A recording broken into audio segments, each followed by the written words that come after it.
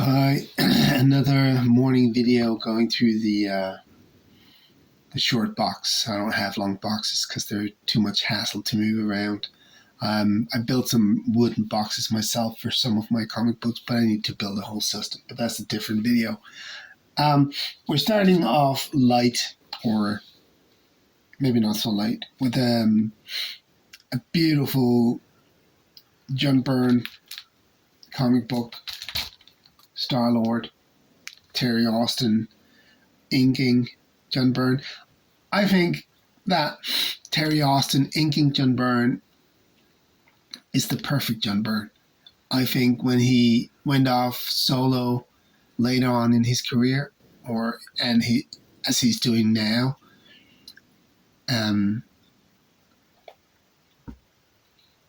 it's too fine in some ways. The pencil.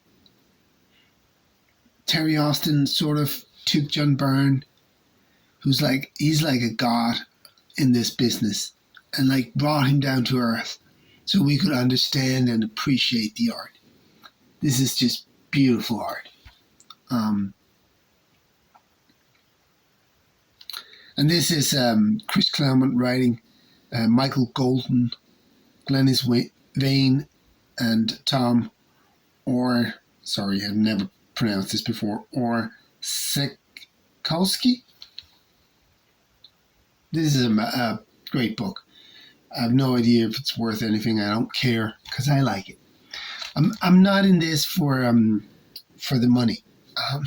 There's no money in collecting comic books. I know people think there are, and for a short time, like 2019 to 2020, there was a lot of money in it, and I think if you're in the US or in the UK, you can make some money. But if you're in mainland Europe, there's no money in US comics. Europeans doesn't want to pay for it, and there's not enough customers. It's very simple. That's why we have so few shops here in Europe. We actually have the oldest European, anyway, comic book shop in Copenhagen. It's my comic book shop. It's not mine, but it's where I go. I'm not a very good customer right now because I'm not buying the new stuff. So, 1982. This is the height of John Byrne and Chris Claremont, Terry Austin. Yeah, it's just, I can just look at this cover. It's just amazing. Really good stuff. Okay, so now we're going to the series. And these are both of them in this box. It's an S box, Marvel, or a newer stuff. So the first one is going to be a little bit controversial because a lot of people are not going to like it. But I liked Dennis Hopeless. It's Hopeless anyway. I like his Spider-Woman a lot. And he started off with number 5.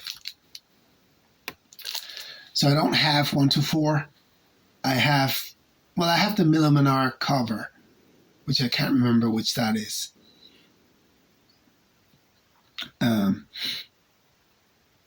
I have that somewhere.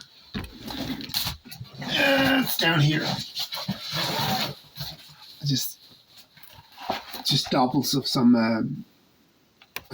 Aman covers, comic books, Jeremiah. But they're in Danish, but yeah, they're still amazing. Okay, so I have this somewhere. I have it right here. I think this is the one. Yes, it is. It's a Spider-Woman. Signed by Millimanar. Oh, that's number 1, yeah. I like this cover. I like it because it was so controversial when it came out. It was like it started the whole, in comic books, the whole Vogue, Justice Warrior crap. Well, it's not crap to be a Justice Warrior. You can be a great Justice Warrior, but when you're making war for something that's you don't really understand, and well, then it's just stupid. Anyway, back to comic books. So I don't have 2, 3, and 4 because I don't care about them. I cared about this story. It was good. I have number 6 as well. I like this cover. The colors really pop.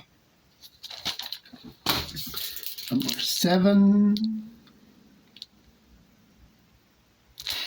I like the art style as well. It's a bit cartoonish. It's a bit hard.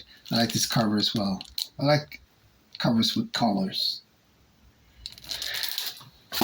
And I like in this book Porcupine. I think it's called Porcupine, isn't it? He's a big character. And it's really funny.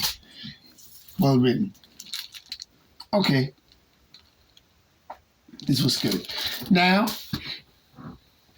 Hopeless continued the series, but he got a little bit more woke. Now, it's not bad, but it's not good either. It's it's well written, but the stories are just very. It's a little bit too much of the time, and the times weren't good. Like when Neil Adams and what's his face, the Green Lantern, Green Arrow. I can't remember his name, sorry. It escapes me right now. When they did that in the 70s, and they did all the drug stories and the cult stories, they were very much of their time as well, but in a positive manner, in a positive way. This is a pregnant Spider-Woman, and I can't even remember who the father is. It's sort of a thing through the whole series, and either I didn't care or it's someone unimportant. Did you just fuck some stranger in an alley? I can't remember. Anyway, but Hopeless is not a hopeless writer. He's sort of good, and I really like the Porcupine character, and I like the artwork. Rodriguez and Lopez are really, really good.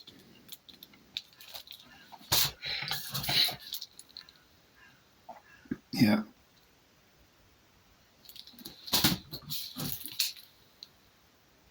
And then we have, this is a different artist for the cover, Jones and Rosenberg. I don't know if Jones did the cover. I don't like this very much. I like Rodriguez and Lopez better. You see, Jones did another cover, and I didn't like that one either. She's given birth here. I really like this cover, though. It's one of my favorite. Not one of my. Well, it's probably in my top 100, top 1,000. I like this cover. Killer Shark. Tiger Shark. Sorry.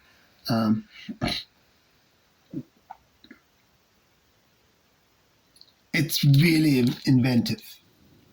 I mean, if you don't have the series, if you don't like this, just this cover, the creativity.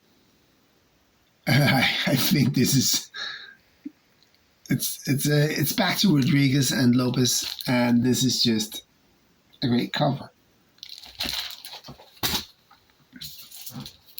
And then we go to some really ugly covers, but they're made because it was a Civil War II tie-in. Yeah, I have more taste in my penis than that title. Civil War II, no. I'm not a fan of this cover. Not a fan of this cover either.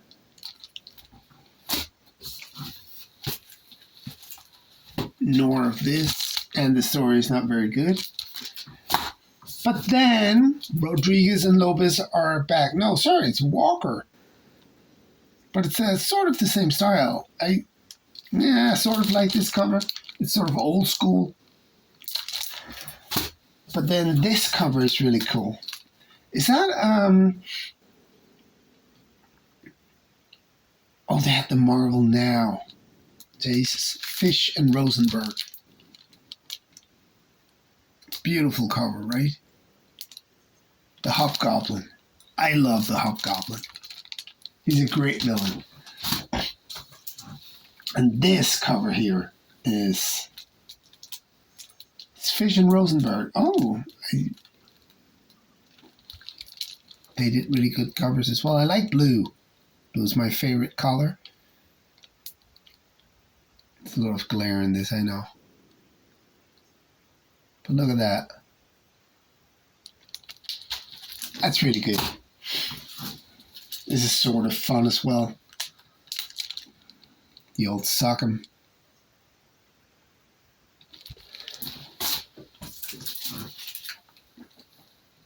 That's a little bit too busy. But, and this is a really cute cover. And we're back to Rodriguez and Lopez. Thank God. I like the blue. I like the. I have 4 kids. This is just cute. I got a soft spot for this. It's yeah, it's really cute. And then the last one in the series, number 17. Sort of sweet as well. And Rodriguez and... No, it's Fish and Rosenberg. Okay, fine. Sort of a cool cover as well. I have to reread these as well because they were sort of... I really liked them when they came out. It's my favorite cop. Anyway, I really liked them when they came out. And I think Hopeless was a good writer, and I think he understood the character. Spider-Woman is a very hard character to write. She's a bit like She-Hulk. Like, they tried to make her into this sexy spy thing that didn't really work. And here, I think Hopeless is doing what John Byrne was doing with She-Hulk. He's doing like his own universe. Well, she's part of the Marvel. 616, but he's like doing his own thing. And it's not about her bending over or posing sexy.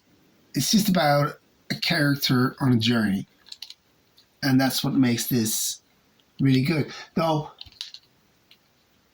the one gripe I have with this is that it's a, like I said, it's a little bit too much a book of its time.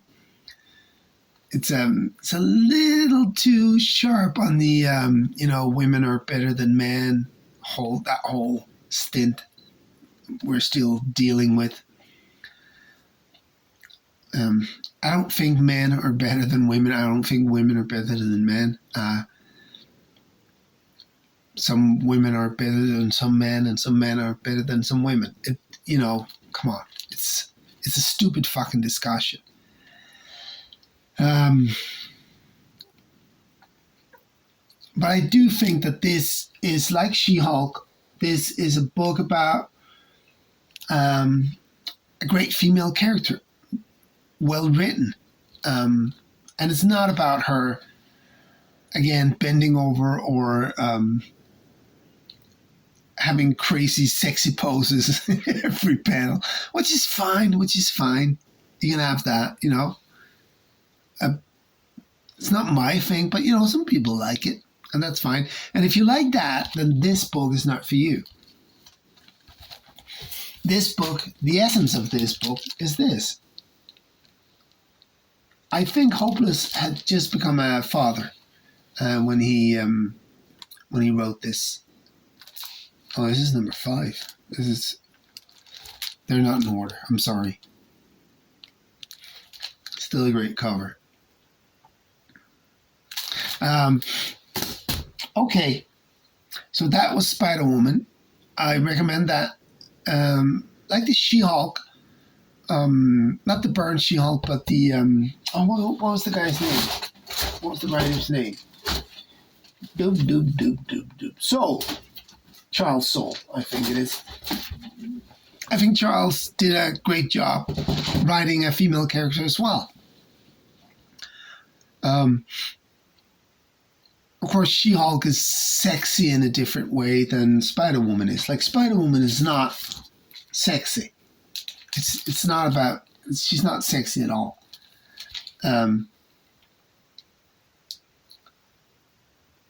Which is... it was a little bit strange at first. No, but I've read books with women who weren't sexy. I didn't think Punk Storm was sexy, but Punk Storm was well written. Chris Claremont did an amazing job with Storm. All of his female characters, actually, he's a very good character writer, Claremont. I think we forget that. We have a tendency to forget that. Okay, so well-written book. That's all there is to it. Now, another even written book, a better written book, is my third favorite Spider-Man title. Amazing, spectacular, and this one might even... is it better than spectacular? Maybe. It's a short run, but it was absolutely amazing. I am, of course, talking about The Superior Spider-Man by Dan Slott and Ryan Stegman and Edgar Delgado. Now, I don't really like Dan Slott's other things, I'll be honest. But this run, this is Doc Ock, who had his brain or his consciousness transferred into Peter Parker. And Peter Parker is still lurking in there in the brain. It's really, really, it sounds cheesy, but it's a really, really good story. This is number 1, not a very good cover. But number 2 is, for some reason I have in this holder. I don't know why. Really good cover. Peter Parker is kissing Mary Jane, but he's not Peter Parker. He is, of course. Well, he is Peter Parker, but he has the consciousness of Doc Ock, which Mary Jane, as you can see, finds out straight away. I really, really like this. I like Doc Ock as Spider-Man, and I like that he sort of progressed and became more and more aware of the responsibility of being Spider-Man. I thought that was great writing. Number 3, boring cover. Number 4, my former Doc 8, half the cover. I still have it. It's not a good grade, but you know what? I never rebought it. I don't know. It's a new artist, Giuseppe Caramoncoli.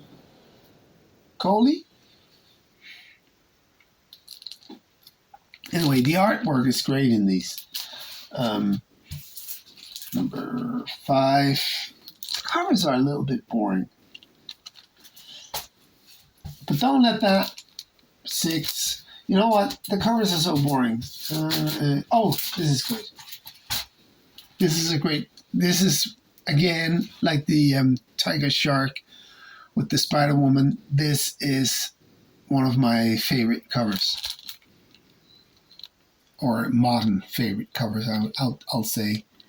You have Spider-Man with his brain, Doc Ock, who's controlling everything, and then Peter Parker, who is trying to survive in the brain, in the mind of Peter Parker. Beautiful cover.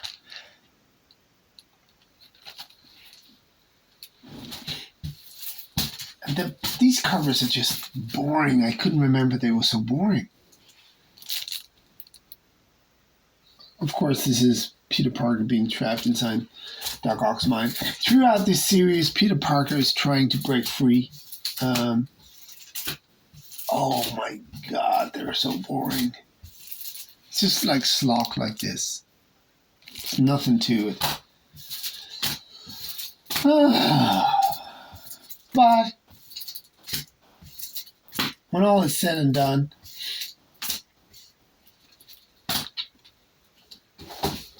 this is a really, really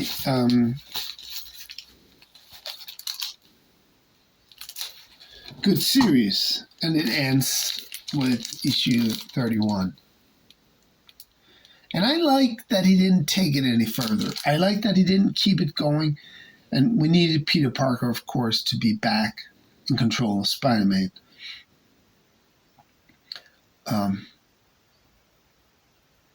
An amazing written and drawn Camuncoli. Sorry for butchering your name. Great artwork. I'll just open up one of them. Or maybe not that one. That one. But that one is Cage as well.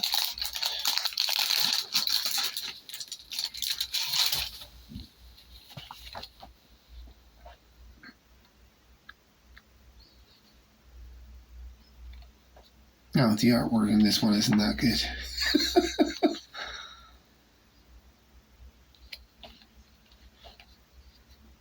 It's a little bit too modern and busy.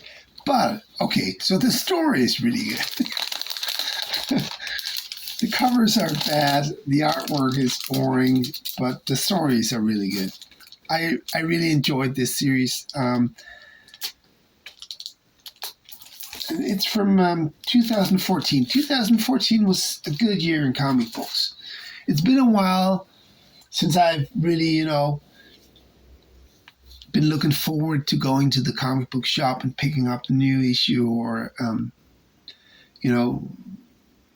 wanting them to put something aside for me, and just could not wait to get that, to go there and pick it up.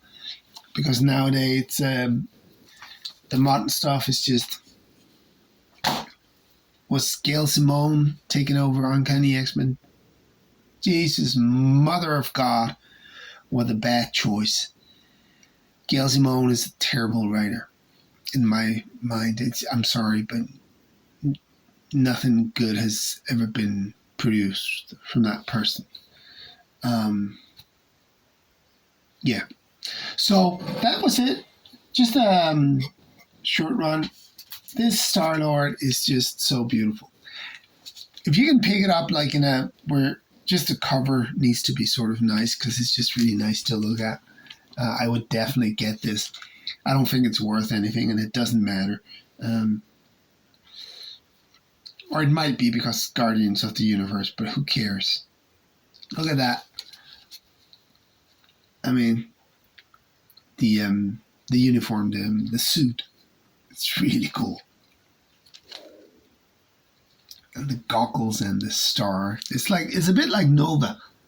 With the star on the head. But yeah. Jen Byrne, Terry Austin. How can you not love it? So, Spider-Woman, a great read. Superior Spider-Man, Volume 1, I have to say, because they might have redone it. Great read. That's it for today. Have a nice one. Take care. Stay safe. Bye.